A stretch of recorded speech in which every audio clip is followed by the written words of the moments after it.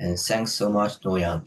It's a really clear plot breakdown the story, and it's right that nothing in the story happened for no reason, and every event in the story is driven by conflict, and there are three conflict in the story: conflict between people, and conflict inside a person's mind, and conflict between a person and a society. And I'll break down into three layers and show you guys how it works together to read the narrator's mind. First, I have a question about it. Like, when you read the story, did you feel the narrator was being heard, but couldn't point out to a single bad guy?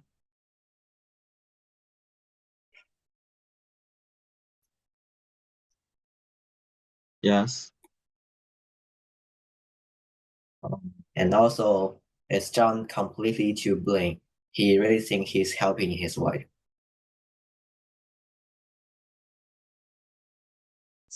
Yes. And she, instead the narrator's fault, she tried her hardest to follow his rule, and that makes the story powerful. And who do you think is the real bad guy in the story?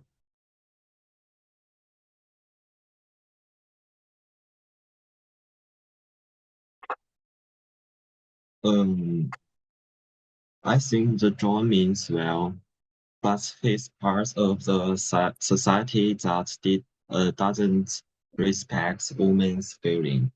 The narrator isn't at fault either. She obeys her husband and tries to be good. Um, the real problem is the unfair system. Is the man cultural society hurts her. Yeah, it's definitely correct. So the first and the most obvious conflict is that the narrator and her husband John. It's not just a normal conflict between couples. It's a fight for control over her own life and also the freedom and the right to be heard. John has two roles in the story. He's both her husband and also her doctor, and this is give him a high power over her. He decides to what she eats, what she do, and who she can talk to. And for the most importantly, that he can get to decide if she's actually sick. Like right on page 1, she writes, "You see, he does not believe I'm sick." This line is very simple, but it said the story clearly about when the person you love most was also a respected doctor, says your pain isn't true, and you stop to doubt your own feeling. His treatment is the famous rescue. She says, "I'm absolutely forbidden to work until I'm well again." On page 1. Like the work here means writing. It's her only way to express herself and also tells others the feeling and emotion. And John won't let her write and won't let her think deeply and won't let her have conversations with others. The only thing she could do is to lie on the bed and stare at the yellow wallpaper. It's not a medicine. It's a torture for the narrator. Like the most basic human need is to be seen and listened to.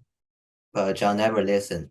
He just pat her on the head and says that, "Don't worry," and walks away and treat him like a child. And this pressure finally explodes at the end of the story. And when John breaks down the door and see his wife crawling around the room, he faints and she says, "I've got all at last," said I, in spite of you and Jane, "and I put off most of the paper, so you can put me back." As in the 17th page of the story. And "I've got all at last, you can put me back." This is her final act of the rebellion. Like she chose to not obey her husband. She chose madness over than to being the John's quiet and obedient wife, and she rather lose her mind. And as one literary article says, this power struggle shows the bigger problem between man and woman. especially about mental health and freedom, from a website source that what are the conflict in the yellow wallpaper. This fight between husband and wife is just a small example of a much larger issue. And let's go deeper into the story. Like the person who hurts the narrator the most isn't actually the John, it's herself. She's constantly fighting with herself, and one part is her to be taught to be a good wife, obey husband, and control feeling. The other part is her true mind about she's hurt, she's angry, and she desperately needs someone to understand her. And the two part fight together every day, make her exhausted. There's a passage that always makes me sad. She writes, I get unreasonably angry with John sometimes. I'm sure I never used to be so sensitive. I think it is due to the nervous condition. But John says if I feel so, I shall neglect proper self-control. So I take pains in control myself before him, at least, and that make me very tired. Notice that how she apologized for being crazy and angry. She think she's normal, human feeling is a sign of the illness. She tried to close down the part in her mind that's let her think and feel, and just to obey to the husband and make him happy. And the more she hid from her true feeling, the more obsessed she became with the yellow wallpaper. She started to see a woman trapped behind the pattern, crawling around and trying to get out. And that woman isn't a ghost, it's herself. It's a reflection of her control, trapped life that with no freedom.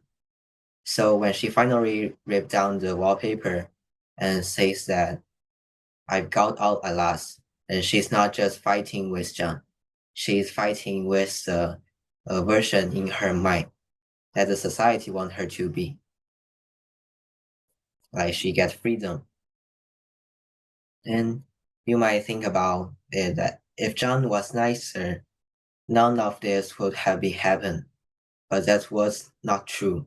And the John it isn't a bad guy actually. He was just a normal man and husband in the 19th century. The narrator wasn't just fighting with John, she's fighting with the whole male control society for the time. And in the back then, women have no rights. They were seen to be as weak, emotional, and not as smart as men.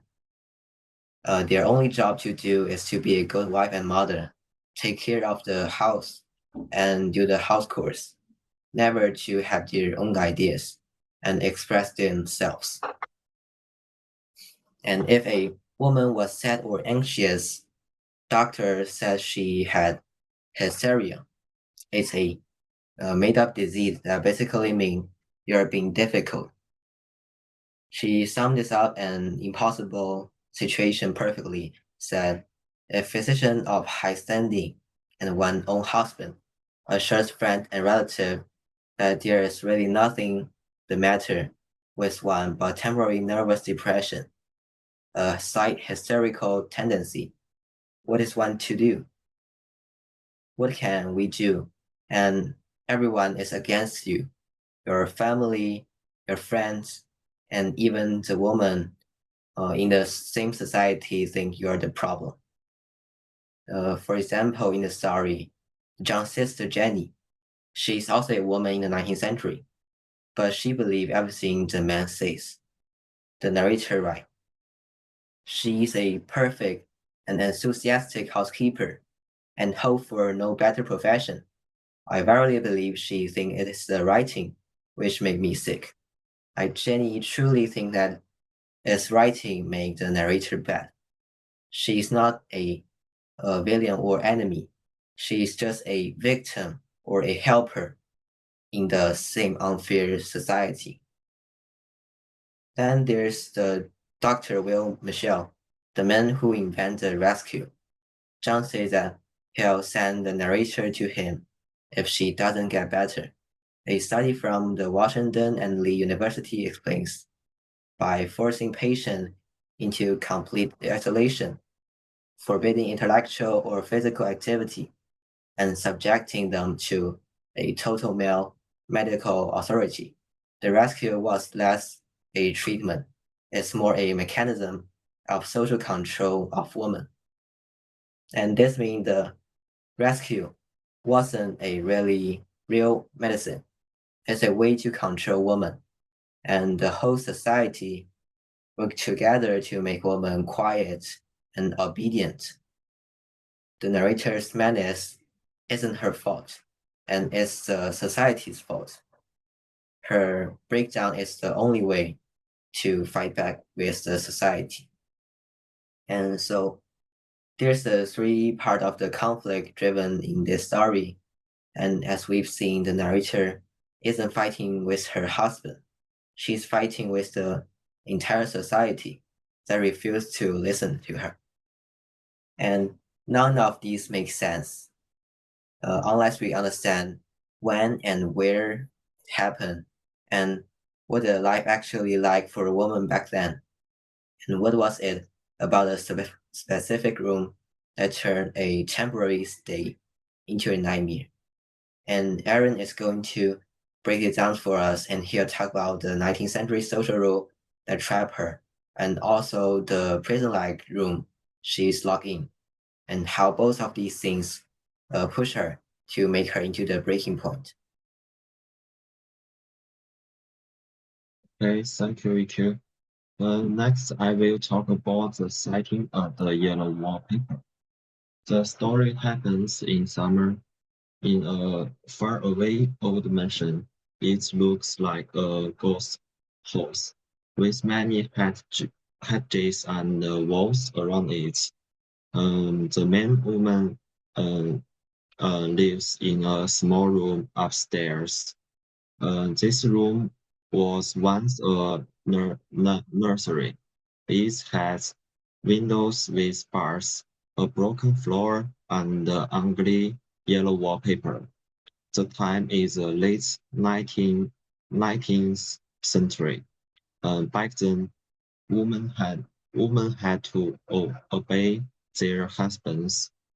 They could not make their own choices about money, social life, or even their health. The woman's husband is a doctor. He gives her a rescue. Um, he stops her from writing or walking and locks her in this room all day. Being alone makes her very lonely and sad. The nursery and the yellow wallpaper are not just places or things. Um, they stand for being trapped, and they make her main uh, breakdown. The strict control from her husband and the wrong uh, treatment push her closer and closer to losing her sanity. Let's look at the host first. The story says a colonial mentioned a hereditary uh, estate. I would say a haunted house. There is something prior about it. This far away house keeps her away from normal life. It traps her in loneliness. Then the nursery room, the story describes it. It is a big, airy room. Um, windows that look both ways. Windows are buried for little children. This room takes away her freedom. It controls her every day. The worst part is the yellow paper. The woman says the wallpaper is torn off in spots. Um, it sticks closer than a brother. She hides its color and the strange design. The floor is spiced, spiced and broken, and the bed looks old and damaged. Damaged. The room is terrible. But she only cares about the wallpaper. She says, but I don't mean it's a bit, only the paper. This wallpaper becomes her only focus, and it slowly drives her crazy. In short, the lonely mansion and the small nursery room make the woman feel trapped and cut off from the world. Her husband's control stops her from doing what she wants. Uh, her sadness grows every day, and she only thinks about the wallpaper. Her mind gets worse, and this movies the story forward. As the last, I have a question. What does the yellow wallpaper mean to her?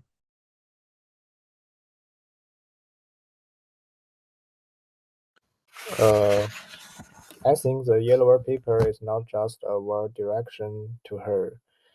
It stands for all the street rules and the culture around her. It makes her trapped in the small room and her boring life. And for me, the yellow wallpaper, I think it means that the narrator's trap and the life with no freedom. Okay, thank you. I also have a point.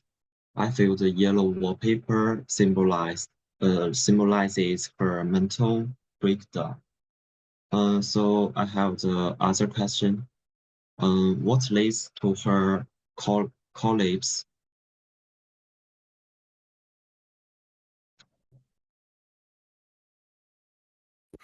Uh, I think the husband treats her like a child. He makes all choice for her and never listen to her real thoughts.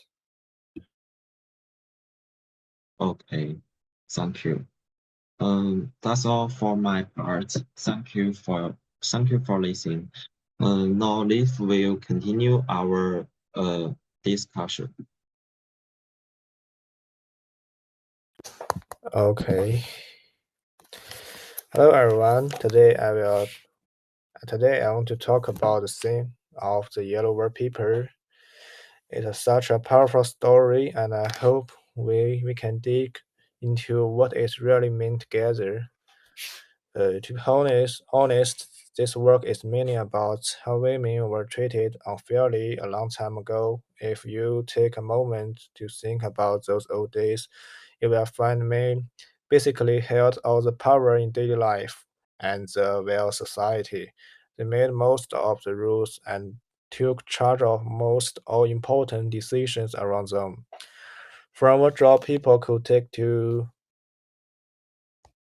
uh,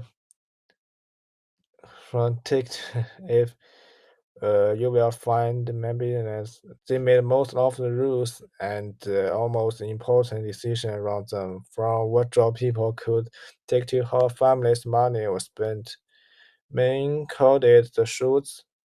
Women, however, had almost no freedom to live life in their own way. They couldn't speak out their real thoughts freely, and few people really stopped to care about their inner feelings. Most of the time, they were just expected to stay quiet, follow the rules, and do what men told them to do without any plans. It wasn't just about being polite. It was about being invisible. A woman's hopes, dreams, or even her fears were often breached as slay or important. If she felt unhappy, people would say the being drama kid. If she wanted to do something outside her rule and she was told she was being self-safe. Uh, be, before before moving on to the next part, I have a question to ask everyone. Do you think women had the same rights as men back in those days?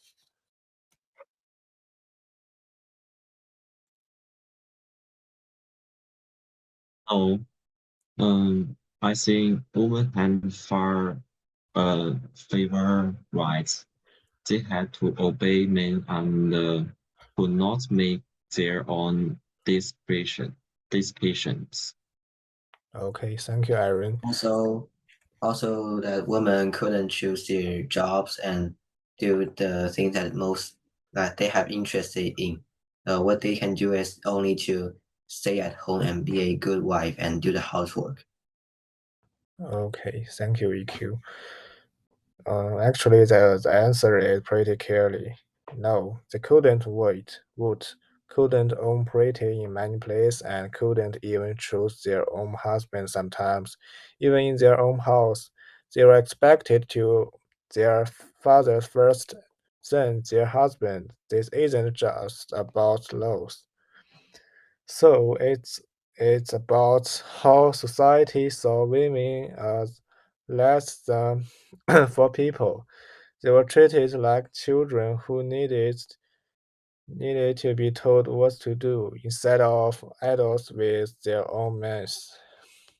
To be honest, women back then were always under strict control from both society and their family.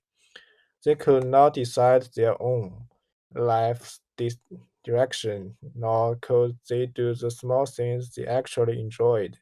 Think about it. If you wanted to write, paint, or even just take a walk by yourself, you might be told you were so society or overexcited. The narrator in this story is a perfect example. Her husband, Joy, who is a doctor, decides she needs rest treatment. That means she can't work, can't read, can't even leave the house much. He locks her in a room with yellow wallpaper and tells her to do nothing but rest. He thinks he is helping her, but really, she taking away the only things that might keep her sane. Her active, her creativity, and her voice, her freedom. She has to hint her true personality and inner thoughts, just fitting into the role that others set up for her. Living under this kind of pressure days after days really wear a person down. It makes them feel stuck, helpless, and only deep inside. They can't even show their own real self to be worth, and slowly they lose the courage to speak out for their own needs. The narrator starts to see the wallpaper as a prison. She noticed a woman treated behind the curtain, trying to get out. That woman isn't just a picture on the wall, it's her. It's every woman who ever been forced to to stay quiet, to fit into a box that was never made for them. Then I want to ask second question. Do you think being controlled for a long time can make people feel trapped and sad inside?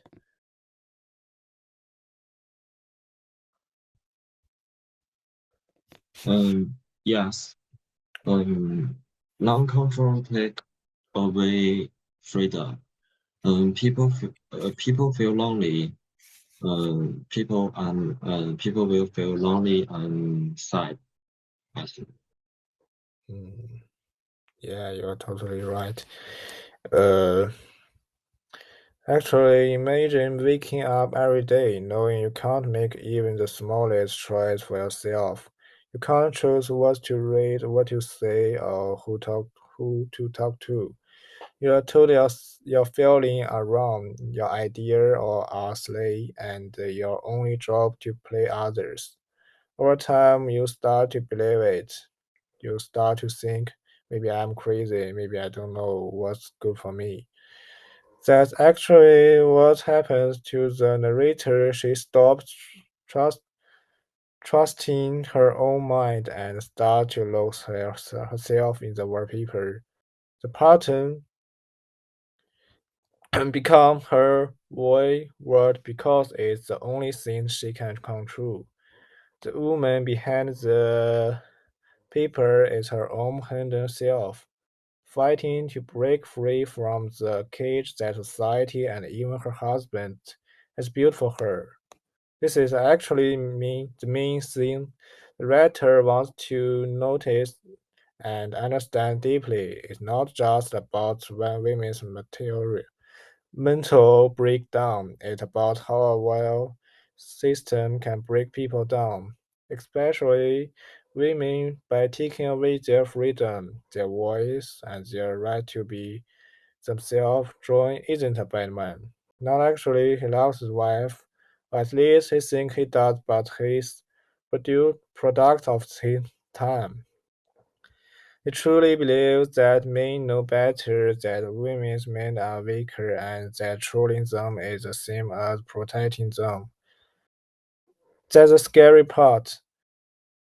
The villain isn't just one person, it's the world's unfair system. It's the rules, the expectations, and the way people are told to see women as less than equal.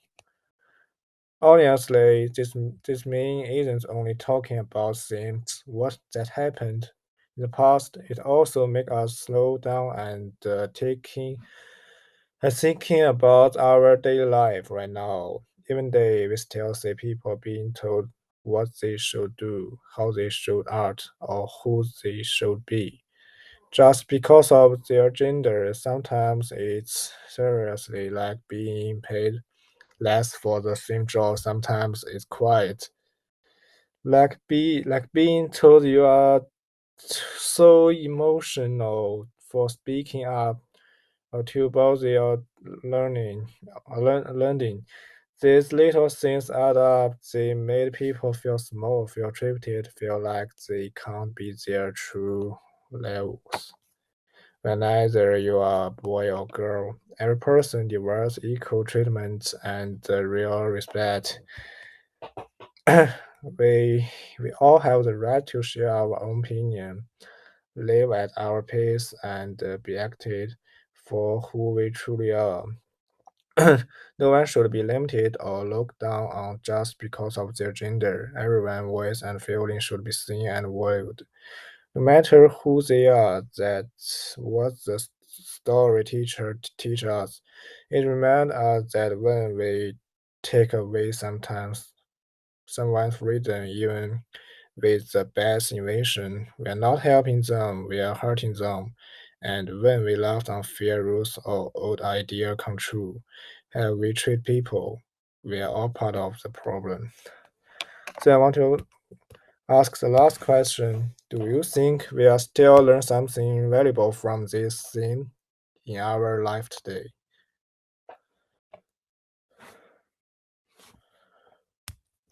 Um, yes, I think we can um, learn to respect everyone's freedom and feeling. No one should control others. Um, yeah, I think so. Every time we stand up for someone who's being silenced, every time we listen to someone's real feelings instead of telling to calm down, every time we treat people as equal, we are fighting against the same unfair system that treated the narrator. We are saying you matter, your voice matters, you service to be free. All in all, the cool message of this writing is really easy to get it. It shows how hard and unfair life used to be for women. Women controlled most of the social power, but more than that, it shows us what happens when people are beside their freedom and their right to be heard. It also tells us a plain but meaningful truth. Equality and respect are basic things that everyone should get to enjoy. No matter their gender, we should always keep this idea in mind and treat people around us fairly. This story isn't just about the past, it's about us right now. It's about making sure no one ever feels as treated as alone or as invisible as the narrator in the yellow room.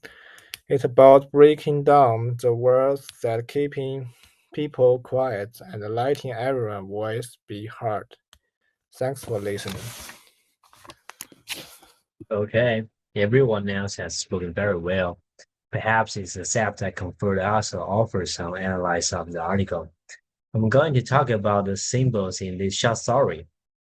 This story seems simple. A woman moves into a room with ugly yellow wallpaper, and she slowly becomes crazy. But if we look deeper, everything in the story has a secret meaning. The writer, character, Pickett's dreaming, used symbols to show how women felt in the 19th century. In this speech, I will explain four main symbols: the color yellow, the smell of the wallpaper, the woman behind the wallpaper, and the last sunlight and moonlight. I will use simple words so everyone can understand clearly. Let's begin. First, I'll talk about the color yellow. Yellow is usually a warm, happy color. You see yellow in sunshine, flowers, and smiles. But in the story, yellow is not happy at all. The writer describes the wallpaper as a dull yellow orange in some place, a sickly, suffered tan in others. The word sickly tells us yellow looks unhealthy, like something rotting. So what does the yellow really mean? First, it symbolizes sickness. The woman is not physically ill, but her mind is suffering. She is cheated, bored, and not allowed to write or walk. The yellow wallpaper shows her failing mental health. Second, symbolize decay. The nature leaves turn yellow before they die or break down. The yellow wallpaper is like decaying leaves. It shows how woman's breed is slowly dying.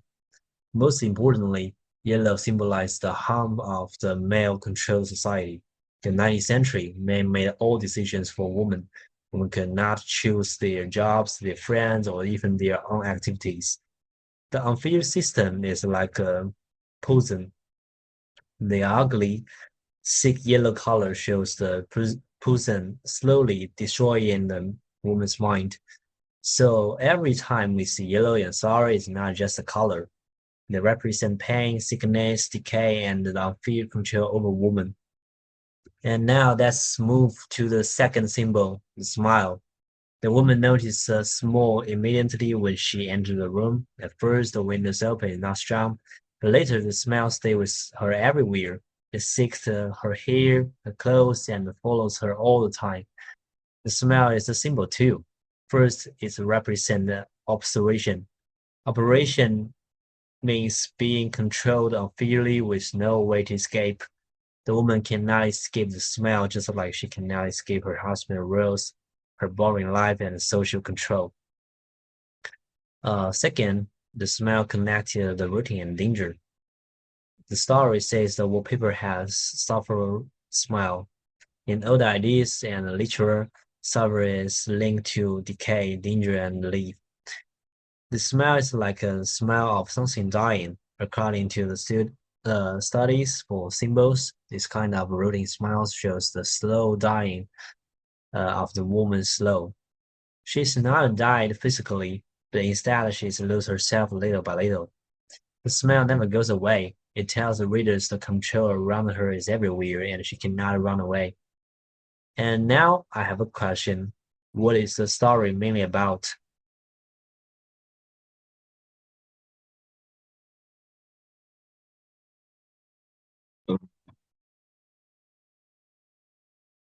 It is about a woman who is trapped and controlled by her husband and society. She slowly loses her man, but she also fights for her freedom. Exactly, I totally agree with you. Thank you, Aaron. And now we come to the most important symbol in the whole story, the woman behind the wallpaper. As the woman starts at messing wallpaper every day, she begins to see a shape. She sees a woman hiding, creeping, and struggling behind the pattern. The woman is trapped. She cannot get out. She cannot speaking. She cannot be free. Later in the story, the natural leaders down in the wallpaper trying to free this woman. So who is the woman? First, she is a natural herself. The natural feels broken, trapped, silenced, and hidden. The one behind the wallpaper is herself true self, which she cannot show in public. Second, she represents all women in the 19th century. At the time, women were often kept at home. They were not allowed to have a strong voice, independent ideas, or meaningful work. They were trapped in roles just like a woman behind the wallpaper. Third, she stands for the fight for freedom. When the natural tears down the wallpaper, she's not just going crazy. She's fighting. She's fighting for the free herself. She's fighting for break society's strict rules. She's fighting for the right to be herself. So the hiding woman is the heart of the story. She shows how women suffered and how they wanted to break free. And the second question is, why is the yellow wallpaper so important? For me, the wallpaper important because it's a powerful symbol and it shows that sickness, oppression, and also the trapped life of the woman under man control. I agree with you, EQ. Thanks a lot. And now we'll talk about the first symbol in the pair, sunlight and moonlight. They're complete opposite and it shows different moods. Let's start with the sunlight. Sunlight is bright, clear, and open. During the day, in sunlight, wallpaper looks like a messy, normal pattern. In sunlight, the woman must act quiet, calm, and sane. She must follow her husband's rules. She cannot show anger or sad. Sunlight symbolizes the man's world. It is a world of order, control, reason, and silence. It is the world society wants women to accept. Now let's look at the opposite point, moonlight. Moonlight is soft, dark, and mysterious. The right says at night, in the night, twilight, candlelight, lamplight, words of all by moonlight. The wallpaper becomes bars like a person. In moonlight, the hidden woman behind the wallpaper becomes clear. Moonlight is when the woman can see the truth. She can see she is trapped in. She can feel her real feelings. She can imagine freedom. Moonlight symbolizes the woman's words, the words of free feelings, emotions, truth, and the inner freedom. So we can remember symbol. Sunlight means man's control, rules, and the fake peace. Moonlight means a woman's true feelings, madness, truth, and desire for freedom. Now, let's put all this symbol together. The yellow wallpaper is not just a story about a woman going crazy. It is a story about woman pain and struggle in a society that controls themselves. The yellow color shows sickness, decay, and the Persian of fear, male control. The smile shows endless, inescapable operation that follows her everywhere. The woman behind the wallpaper shows the trapped, silenced female self and her brave fights for freedom. Sunlight and moonlight shows the two worlds, the controlled older male world and dark, true, emotional female world. And the final question for myself, what does the woman behind the wallpaper represent? She represents the narrator's true self, or silence women in the 90s country and the fight for freedom. Excellent answer. Thanks a lot. All these symbols tell us one important message. The women are not allowed to speak, write, think, or be themselves. They will suffer, but they will also fight back. This story was written a long time ago, but it still matters today. It tells us everyone deserves freedoms, everyone deserves to be heard, everyone deserves to live as their true self. Thank you for listening.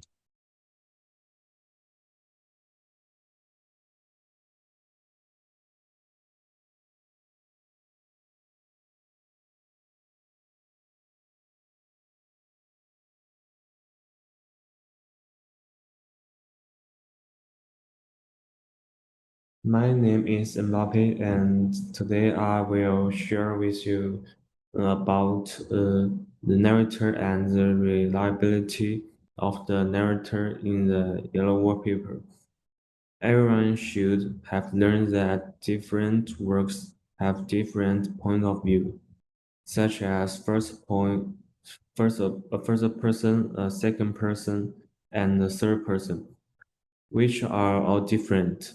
So today, let's use today's work to explore the first point of view. The entire story is like in the form of the diary. The narrator uses her own voice to show the whole story. So this is also a secret. It uses I many times and records inner feelings and her perspective. She recorded her own thoughts of being rejected from writing, as well as her dissatisfaction with their treatment methods. And the woman she saw behind the wallpaper made the audience feel deeply immersed. But this point of view also has drawbacks. I really believe she thinks it's the writing which made me. These sentences indicate that the narrator has no way of knowing the thoughts of others and can only make guesses. The story is told from the perspective of I and doesn't go beyond the scope of I. From these details, it can be seen that the entire story is told from the first person perspective. Before reading this story, I usually believed that first person narrators were more trustworthy than third person narrators because readers can directly access their thoughts and emotions. I thought this made stories more realistic and honest. Because of this, I often trusted first person narrators without questioning them. However, after reading the yellow wallpaper, my perspective changed. I realized that first person narration is not always reliable. A narrator's emotions or a mental condition can strongly affect how they see reality. Let us say the answer in the story point of view is particularly important in the yellow wallpaper because the narrator is mentally unstable and isolated by her husband John, who believes rest will cure her nervous depression. Since readers only experience events through her perspective, her mental condition shapes everything we see. Many researchers define reliability in narration as the ability to present events in an authoritative and trustworthy way. Based on this idea, I believe the narrator in this story is unreliable because her perception of reality gradually breaks down. At the beginning, she already shows anxiety and emotional restriction. She hides her true feelings and feels trapped in her life. As the story progresses, she becomes obsessed with the yellow wallpaper and begins to image a woman draped uh, behind it. She says the faint figure behind seems to shake the pattern, just as if she wanted to get out. This shows how her imagination starts replacing reality. In this part, we can start thinking about the truth of what her saying. This also raises symbolic meaning. The trapped woman can represent the narrator herself, who feels confined by her marriage, isolation, and social expectations of women at that time. As she condition worsens, she loses her grip on reality. Near the end, she tears down the wallpaper and believes she has freed the woman inside it. I've got out at last, in spite of you and Jane. At this point, readers can no longer clearly discuss uh, uh, distinguish imagination from reality. This part also confused me, and I even wonder whether there still has a, a woman behind the wallpaper. Then I can know that Gelman intentionally used this unreliable narration to create psychological tension and suspense. It also helps readers experience the narrator's mental decline from the inside, making the story more emotional and disturbing. So, what impact does an unreliable narrator have on readers? First, it creates uncertainty about what is real. We don't know if the narrators say is true or not. Especially the wallpaper. Second, it increases psychological tension. The woman behind the paper sounds very creepy, and it definitely make every reader, including me, cannot see wallpaper directly. Third, it helps readers understand the narrator's emotional suffering more deeply.